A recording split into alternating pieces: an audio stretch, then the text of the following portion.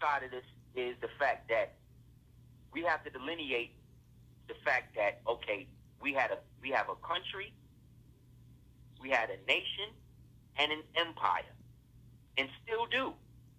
These people is just sitting in the place of us until we step up and do what we're supposed to do by going back into the constitutional fold.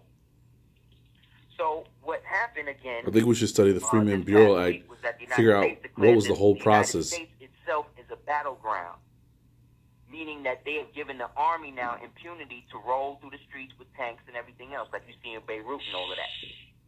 The reason why they have the ability to do that is because the United States is under siege. The United States is under siege because the mandate for them to be on this landmass was over on December 21st, 2012. That's why it's the calculated end of civilization, because it was the end. That was the time that the Moors gave them to get up out of here.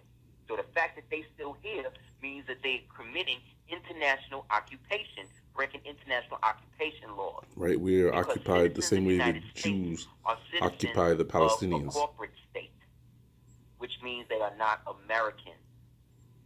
So they declared this United States a burial ground because they want to mess up, they want to break up all your toys before you get a chance to play with them again. But they also did this to declare that all United States citizens are enemy combatants. But guess what? If you're not a United States citizen, that don't apply to you. The only way you cannot be a United States citizen is if you declare a nationality that is other than the United States. You see? So to do that, you got to understand where your country is. Your country is wherever you are. Because when we talk about us as being Moors, what we are really saying is that we descend from the original kingdom on earth as it is in heaven. And think about that too. Because the Moors don't they always who started over here, who in ancient times were called Canaanites. Don't you always see those maps where they show Jerusalem in Virginia, Jerusalem in was it the lower part of Georgia, Jerusalem in was it South America? People debate, is it down there? Where did Christopher Columbus go? Christopher Columbus went to Haiti, Cuba, and then where was it, Mexico, looking for Jerusalem. You know, you have them with the Limba people in Jerusalem in Africa. You know, Jerusalem, it seems to be where you were. We've set up a Jerusalem. Oh no, come on. There we go. And went over into the place that we now today call Africa, or the old continent of Africa, and had to ask and stayed over there for a long time, and then wound up having to come back over here after they pledged that they would protect the integrity of the children of the Garden of Eden, which is us over here. That's why you got the blood of everybody in the world in you, but nobody got your blood other than you. Because we, the Asiatics of North, Central, and South America, are the true autochthones of the land, the inheritors of a place called Atlantis, Lemuria, and everything else. But you got African scholars today that don't get into this aspect of your history because they have made a lot of money making you believe that you were always a slave. So that way, you would never look into the birthright of your ancestors here. Isn't it disrespectful to big up one ancestor over the other, especially if the ancestors that you claiming over there in Africa ain't your direct lineage ancestors?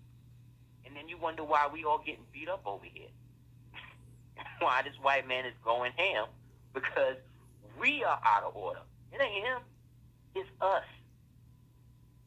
And now to this day, you know, the only people who give me problems with building on this history is black folk.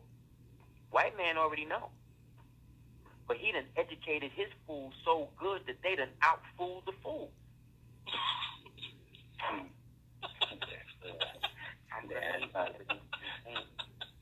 Yeah. And you know what I'm saying? They done out-fooled the damn fool. And we are out here trying to catch up. Right? But the game ain't catch up, it's keep up. You see what I'm saying? You put ketchup on a hot dog or a hamburger.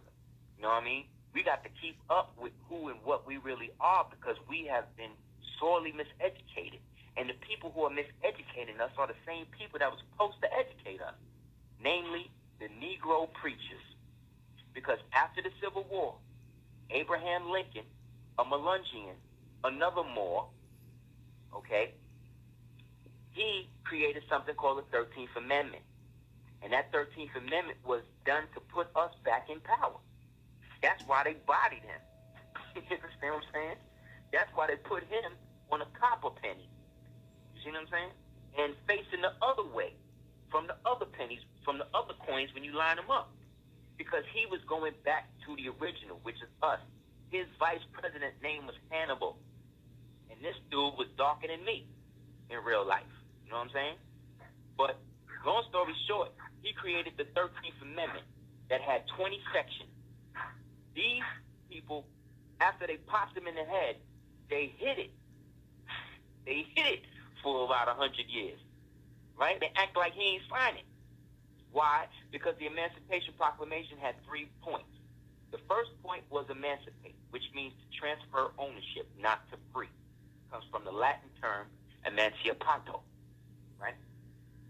The second part of it was you were supposed to declare your nationality, and once you declare your nationality, then you were supposed to receive your 30 by 36 landmass in the great interior that represents all of the states in the Midwest, all of the states in the West, and half of the states going down into Mexico as far up into Canada.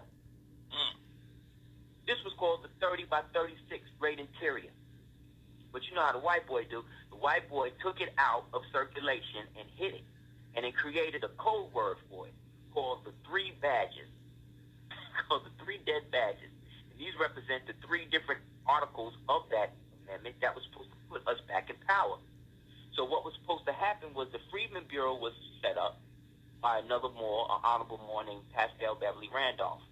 They wound up assassinating him and then put a Negro preacher in the stead. And what the Negro preacher was supposed to do was after you was declared you was free, you're supposed to go to Negro preacher, and the Negro preacher was supposed to say, okay, well, what nationality or what country are you claiming? Because all of these Moors were prisoners of war. You understand? Not slaves. The slaves were the Caucasians, you see, who had nowhere to go. We were prisoners of war, fighting wars amongst ourselves, of which some of us started to use the white boys as generals, like we used Washington. And in return, we would grant them freedom. Or in turn, we would allow them to abolish the freedom. So when we talk about abolitionists, these are not white people trying to free black people. These is white folk trying to free themselves from the bondage of black people. But because we don't read, and because we get our history from watching Roots and reading Alex Haley and these niggas, we get it all twisted. So the Negro preacher was supposed to bring us, take what national or what country he was going into, and then he was supposed to make sure that we were supposed to receive our compensation. Well, the white man who had already been re-educating these undeclared Moors, who already mad at us for setting a line in the sand that they felt they couldn't cross, now they want to work with this white man to box us out of position. So he go to him and say, look, you take this Christianity and you're going to use this to lock down the rest of the slaves. But now that these slaves is free, what you're going to do is offer them a 14th Amendment citizenship instead of their own nationality. Because, see, if they leave our nation, we ain't going to have no money in the nation because the money is the people. You see what I'm saying?